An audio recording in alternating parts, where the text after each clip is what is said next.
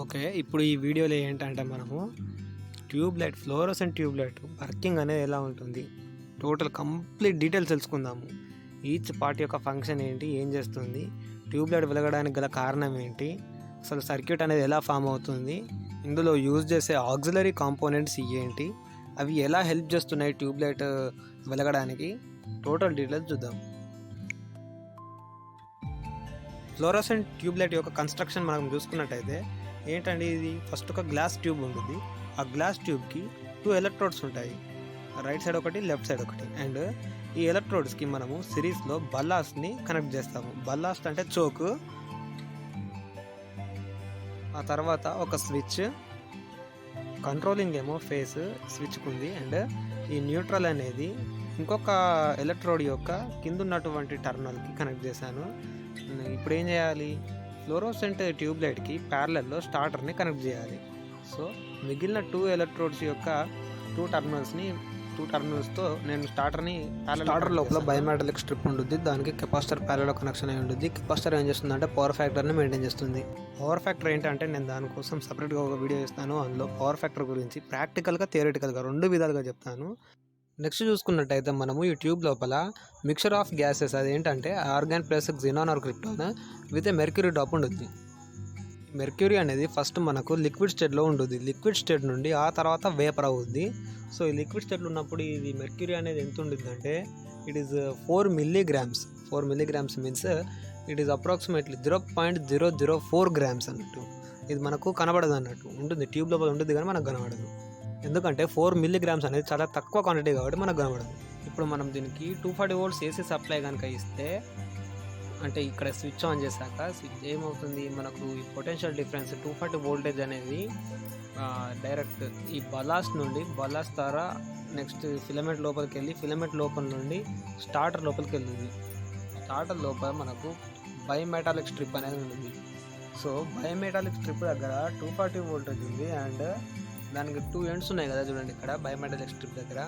ఇంకొక మెటల్కి ఏమో 0 వోల్ట్స్ ఉంది. సో ఇక్కడ నియాన్ గ్యాస్ అనేది ఉంటుంది ఈ బల్బ్ లోపల. అంటే ఈ బయోమెటాలిక్ స్ట్రిప్ అనేది ఒక బల్బ్ లోపల ఉంటుంది. ఆ బల్బ్ లోపల నియాన్ గ్యాస్ ఉంటుంది. ఆ నియాన్ గ్యాస్ అనేది అయోనైజేషన్కి గురవుతుంది. అయోనైజేషన్ అవ్వడం వల్ల అక్కడ హీట్ అవుతుంది. హీట్ అవ్వడం వల్ల బయోమెటాలిక్ స్ట్రిప్ అనేది, బయోమెటాలిక్ స్ట్రిప్ అంటే వాటికి 2 మెటల్స్ జాయింట్ అయి ఉంటాయి. ఒక్కొక్కటి డిఫరెంట్ థర్మల్ ఎక్స్పాన్షన్ ఉంటుంది. అంటే కోఎఫిషియంట్ ఆఫ్ థర్మల్ ఎక్స్పాన్షన్ అనేది డిఫరెంట్ ఉంటుంది. సో దట్ ఒక బయోమెటాలిక్ స్ట్రిప్ అనేది బెండ్ అయిపోతుంది. బెండ్ అయిపోయినాక ఏమవుతుంది, సర్క్యూట్ అనేది క్లోజ్ అవుతుంది.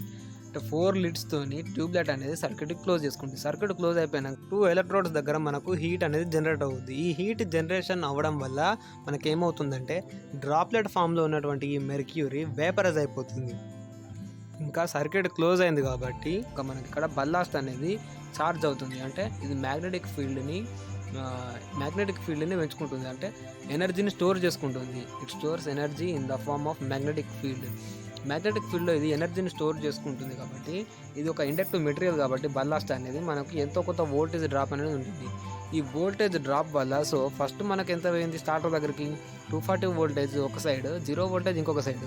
ఇప్పుడు ఇక్కడ వోల్టేజ్ డ్రాప్ జరిగింది కాబట్టి అంత వోల్టేజ్ అక్కడికి వెళ్ళదు, 240 అక్కడికి వెళ్ళదు.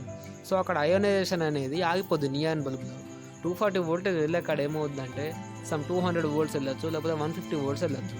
కాబట్టి 230 వోల్టేజే దాని అయోనైజేషన్ పొటెన్షియల్ నియాన్ బల్బుకి ఎంత అంటే 230 వోల్టేజ్ అంత ఉంది. 240 వోల్టేజ్ అంత ఉంటుంది. అంత పోలేదు, డ్రాప్ అయింది. ఇక్కడ బల్బ్ లోపల డ్రాప్ అయ్యి అక్కడికి తక్కువ వోల్టేజ్ అయింది కాబట్టి అక్కడ అయోనైజేషన్ ఆగిపోతుంది నియాన్ బల్బ్ లోపల. నియాన్ బల్బ్ అంటే ఈ స్టార్టర్ది, ఆ బయోమెటాలిక్ స్ట్రిప్ ఉండేది. సో అయోనైజేషన్ ఆగిపోవడం వల్ల ఏమవుతుంది, అక్కడ హీట్ అనేది ఏం జనరేట్ అవ్వట్లేదు. హీట్ జనరేట్ కాకపోవడంతోనే మళ్ళీ ఈ బయోమెటల్స్ అనేవి కాంటాక్ట్స్ డిస్కనెక్ట్ అవుతాయి. కాంటాక్ట్స్ డిస్కనెక్ట్ అవ్వడం వల్ల ఏమవుద్ది, ఇండక్టర్ అనేది ఏం చేస్తుంది, సడన్ చేంజ్ ఇన్ కరెంట్ని ఇది అలో చేయదు. కాబట్టి ఇది అప్పుడు మనకు సడన్ చేంజ్ ఇన్ కరెంట్ని అలో చేయదు కాబట్టి 1000 వోల్ట్స్ని ఇది ఆ స్టార్టర్ లోపలికి పంపిస్తుంది. ఇది వోల్టేజ్ కిక్ అని అంటాము, వోల్టేజ్ సర్జ్ లేకపోతే వోల్టేజ్ కిక్.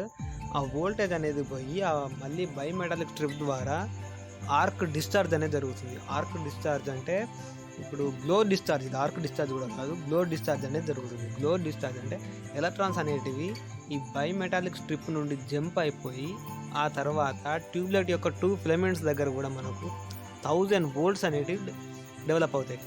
అలా 1000 వోల్ట్స్ డెవలప్ అయ్యాక అది ఎలక్ట్రాన్స్ని ఎమిట్ చేస్తుంది. సో ఈ ఫిలమెంట్కి ఒక కోటింగ్ ఉంటుంది. ఆ కోటింగ్ అనేది ఎలక్ట్రాన్స్ని ఎమిట్ చేస్తుంది. ఎమిట్ చేయడం వల్ల ఏమవుతుంది అంటే మెర్క్యూరీ అనేది అయోనైజేషన్కి గురవుతుంది. అయోనైజేషన్కి గురవడం వల్ల ఏమవుతుందంటే మనకి ఇప్పుడు సర్క్యూట్ అనేది 2 ఫిలమెంట్స్ మధ్యలో అయోనైజేషన్ అయినటువంటి వేపర్ నుండి క్లోజ్ అయిపోతుంది సర్క్యూట్.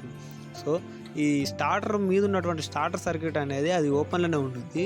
సర్క్యూట్ అనేది మనకు ట్యూబ్లైట్ లోపల నుండి అంటే ఈ వేపర్ లోపల నుండి కండక్టివిటీ అనేది జరుగుతుంది.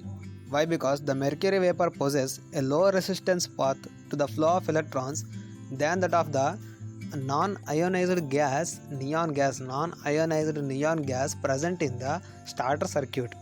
మళ్ళీ ఇప్పుడు ఏంటంటే మనకి ఇక్కడ మెర్క్యూరీ అనేది అయోనైజేషన్కి గురైంది కాబట్టి ఇది లైట్ని ఎమిట్ చేస్తుంది. ఈ లైట్ అనేది ఏంటంటే ఇది యూవీ రేస్ అన్నట్టు, యూవీ రేస్ని ఎమిట్ చేస్తుంది. రే అంటే లైటే కదా. As UV rays are harmful, as UV rays are dangerous, there is a phosphorus coating is provided inside the tube light so that this UV rays are converted into visible light. Means the wavelength of these UV rays are converted into a wavelength of visible light, so that at the end of this process we will receive a bright white light. ఇప్పుడు tube light లోపల ఇంటర్నల్గా ఏం జరుగుతుందో చూద్దాము. This is the tube and it is consist of 2 electrodes. ఈ ఎలక్ట్రోడ్స్కి ఏముంది, tungsten filament ఉంది. ఇక్కడ ఫిలమెంట్ అనేది టంగ్స్టన్ మెటీరియల్ ఎందుకు యూజ్ చేస్తారంటే tungsten is A high resistive conducting material. So దీని ద్వారా కరెంట్ అనేది ఎలక్ట్రిక్ కరెంట్ అనేది పాస్ అయినప్పుడు ఇది హీట్ అవుతుందే కానీ మెల్ట్ అయిపోదు. మామూలుగా కాపర్ వైర్ కానివ్వండి ఇంకేదైనా వైర్ మనం పెట్టామనుకోండి, అది హై రెసిస్టెన్సే కనుక ఉందనుకోండి వేడైపోతే మెల్ట్ అయిపోతాయి కాబట్టి మనం వాటిని యూజ్ చేయం. మామూలుగా ఈ కాపర్ వైర్స్ని కూడా మనం ఫ్యూజ్ లోపల పెట్టుకోవచ్చు. ఫ్యూజ్ లోపల పెట్టుకుంటే అది ఎప్పుడన్నా మనకు ఇంటి లోపల షార్ట్ సర్క్యూట్ కానివ్వండి ఓవర్లోడ్ అయినప్పుడు అది మెల్ట్ అయిపోతుంది హీట్ అయిపోయి. అదే టంగ్స్టన్ పెట్టామనుకోండి ఫ్యూజ్లు కొట్టేయడం అది ఏం జరగదు. అందుకే టంగ్స్టన్ అనేది హీట్ అయిపోతుంది కానీ మెల్ట్ అవ్వదు. మనకి ఇప్పుడు ట్యూబ్లైట్లో ఏం కావాలంటే మామూలుగా అయోనైజేషన్ జరగాలంటే ఎలక్ట్రాన్స్ ఎమిట్ కావాలంటే హీట్ అవ్వాలి. అక్కడ ఇంకోటి మెర్క్యూరీ వేపర్ అనేది డ్రాప్లెట్ ఫామ్లో ఉంటుంది కాబట్టి అది వేపరైజ్ అయిపోవాలంటే మనకి హీట్ కావాలి. సో మనకి హీట్ కావాలి అండ్ మెటీరియల్ అనేది మెల్ట్ అయిపోవద్దు. So tungsten is a good option for this application. మనకు ఎలక్ట్రాన్స్ ఎమిషన్ జరగాలి కదా, అంటే ఎలక్ట్రాన్స్ అనేటివి కావాలి కదా. సో దట్ ఈ ఫిలమెంట్కి ఏం చేస్తామంటే ఒక కోటింగ్ ఉంటుంది. అది ఏంటంటే ఆల్కలైన్ ఎర్త్ ఆక్సైడ్ కోటింగ్ అనేది ఉంటుంది. ఎప్పుడైతే టంగ్స్టన్ వేడవుద్దో అప్పుడు మనకు ఆర్గన్ గ్యాస్, మెర్క్యూరీ అనేది ఇవన్నీ వేపరైజ్ స్టేట్లో ఉంటాయి, అంటే వేపరైజ్ అయిపోతాయి. అండ్ వోల్టేజ్ సర్జ్ అనేది ఎప్పుడైతే మనకు ఆ స్టార్టర్ నుండి వస్తుందో అంటే ఇండక్టర్ నుండి స్టార్టర్ సర్క్యూట్ ఓపెన్ అయినప్పుడు వోల్టేజ్ సర్జ్ అనేది ఎప్పుడైతే స్టార్టర్ ద్వారా మనకు వస్తుందో అప్పుడు ఇక్కడ ఈ ఆల్కలైన్ ఎర్త్ ఆక్సైడ్ అనేటటువంటి మెటీరియల్ నుండి ఎలక్ట్రాన్స్ అనేటివి ఈ గ్యాసెస్ లోపలికి ఎమిట్ అవుతాయి. ఇప్పుడు మనకి ఏంటంటే ఇక్కడ ఆల్రెడీ మనకు వేపరైజ్డ్ మెర్క్యూరీ ఉంది కదా, అంటే ప్రీహీటెడ్ మెర్క్యూరీ వేపర్ ఉంది. సో మెర్క్యూరీ ఆటమ్స్ ఉంటాయి కదా, ఇందులో మెర్క్యూరీ ఆటంలో గ్రౌండ్ స్టేట్లో కొన్ని ఎలక్ట్రాన్స్ ఉంటాయి అండ్ హయ్యర్ ఎనర్జీ ఆర్బిటాల్ అంటే లాస్ట్ ఆర్బిటాల్లో కూడా కొన్ని ఎలక్ట్రాన్స్ ఉంటాయి. దాన్నే వ్యాలెన్స్ ఆర్బిటాల్, వ్యాలెన్సీ షెల్ అని అంటాము. ఎప్పుడైతే బయట నుండి ఒక ఎలక్ట్రాన్ వచ్చి గ్రౌండ్ స్టేట్లో ఉన్నటువంటి ఎలక్ట్రాన్ని కొలైడ్ అవుతుందో అప్పుడు ఈ ఎలక్ట్రాన్ అనేది గ్రౌండ్ స్టేట్లో ఉన్నటువంటి ఎలక్ట్రాన్ అనేది హయ్యర్ ఎనర్జీ ఆర్బిటాల్కి ఎగ్జైట్ అయిపోతుంది. This is called excitation. And కాసేపటి తర్వాత ఏమవుతుందంటే ఈ హయ్యర్ ఎనర్జీ లెవెల్లో ఉన్నటువంటి ఎలక్ట్రాన్ మళ్ళీ గ్రౌండ్ స్టేట్కి వస్తుంది అన్నట్టు. ఈ గ్రౌండ్ స్టేట్కి వచ్చే క్రమంలో అది ఏం చేస్తుందంటే ఒక ఫోటాన్ని రిలీజ్ చేస్తుంది. ఈ ఫోటాన్ ఎలా ఉంటుంది అంటే it is a UV ray. So UV rays అనేటివి మన బాడీకి మనకంత మంచివి కాదు కాబట్టి ఈ ట్యూబ్ లైట్ని ఎలా డిజైన్ చేస్తారంటే ట్యూబ్ లైట్ లోపల మనకు ఫాస్ఫర్ కోటింగ్ అనేది ఉంటుంది. సో ఎప్పుడైతే ఈ యూవీ రే కలిగినటువంటి ఫోటాన్ ఆ ఫాస్ఫర్ కోటింగ్ ఉన్నటువంటి ఆటమ్స్ని ఢీకొండుద్దో అంటే కొలైడ్ అవుద్దో అప్పుడు మళ్ళీ సేమ్ ఇదే ప్రాసెస్ జరిగి మనకు విజిబుల్ లైట్ అనేది ట్యూబ్ లైట్ లోపల నుండి బయటకు వస్తుంది. నేను మా ఇంట్లో ఉన్నటువంటి ట్యూబ్ లైట్ని మొత్తం ఇప్పేసి ఇదిగోండి ఇలా ఒక ఎక్స్పెరిమెంట్ చేశాను చూడండి. సేమ్ నేను డయాగ్రామ్లో ఏ విధంగానైతే కనెక్షన్స్ డ్రా చేశానో అదే విధంగా ఇక్కడ కనెక్షన్స్ ఇచ్చాను. ఫేస్ వైర్, ఇండక్టర్ అంటే ఇది చోక్. సో చోక్ నుండి డైరెక్ట్ ఒక lid of this tube light అంటే ఫిలమెంట్కి ఉండే ఒక లిడ్కి పెట్టాను. అండ్ నెక్స్ట్ ఈ ట్యూబ్ లైట్ యొక్క ఈ ఫిలమెంట్ యొక్క నెక్స్ట్ లిడ్ని ఏం చేశాను, ఈ స్టార్టర్తోని ప్యారల్ కనెక్షన్లో పెట్టాను. అంటే నెక్స్ట్ సైడ్ ఉన్నటువంటి ఫిలమెంట్ యొక్క లిడ్ అండ్ ఇక్కడ మిగిలిపోయిన ఇంకో లిడ్, ఇవి రెండు ప్యారల్ కనెక్షన్ స్టార్టర్కి. ఆ తర్వాత అటు సైడ్ మిగిలిపోయినటువంటి ఇంకో లిడ్ని తీసుకొచ్చి డైరెక్ట్ న్యూట్రల్లో జాయిన్ చేశాను. Now I'm going to give the supply for this tube light. So please observe all the equipments used here, means auxiliary equipments and all the equipments. Okay, now the tube light is glowing. So here, if you keenly observe, means before glowing of this tube light, the starter will glow. Please observe it. I am playing this video once again with slow motion.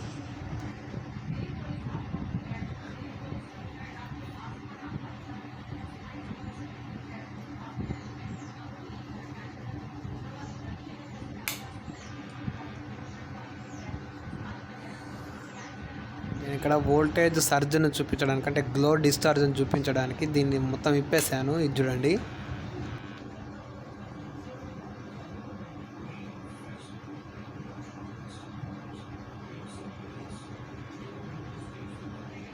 అయితే నేను glow discharge and arc discharge అని చెప్పాను కదా ఇంతకుముందు, అంటే స్టార్టింగ్లో.